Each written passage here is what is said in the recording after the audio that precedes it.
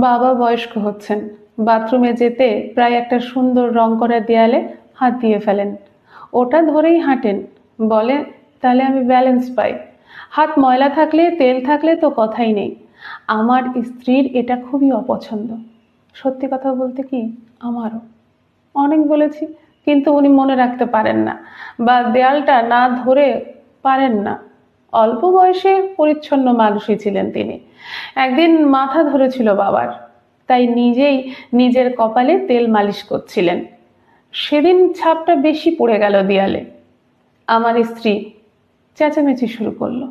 আমিও কড়াভাবে বাবাকে বলে দিলাম, ওই দেয়ালে হাত ছোঁয়ানো যাবে না।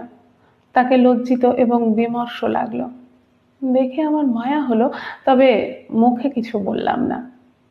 বাবা ওই দেয়াল ধরা বন্ধ করলেন। একদিন পড়ে গেলেন, আর বিছানা থেকে উঠলেন না। কিছুদিন পর গত হলেন। রঙের মিস্ত্রি ডেকে বাড়ি রং করাতে গেলে আমার ছেলে দাদুর হাতের ছাপ লাগা অংশটা মুছতে বাধা দিল। সে তাকে খুব ভালোবাসতো।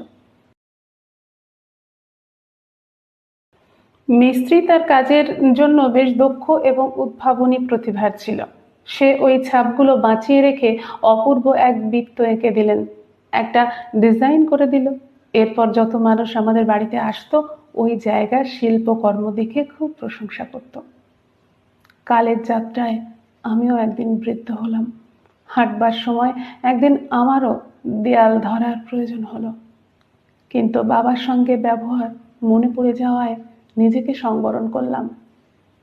ছেলে ব্যাপারটা দেখে আমার বারবার বলল দেয়ালের সাপোর্ট নিতে, যাতে পড়ে গিয়ে কোনো বিপদ না ঘটাই।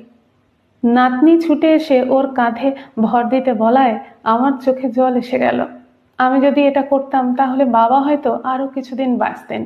নাতনি যত্ন করে সোফায় বসিয়ে ওর ড্রয়িং খাতা দেখালো, যেখানে আমার বাবার হাতের ছাপের ওই দেয়ালটার স্কেচ এঁকে ও উচ্চ প্রশংসা পেয়েছে।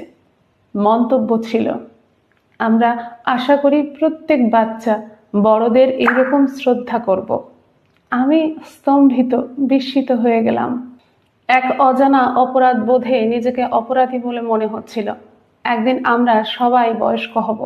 এই বাচ্চাদের মতো আমরাও যদি ওই দিনগুলোয় বড়দের যত্ন নিতাম, তাহলে পৃথিবীটা কত সুন্দর হতো।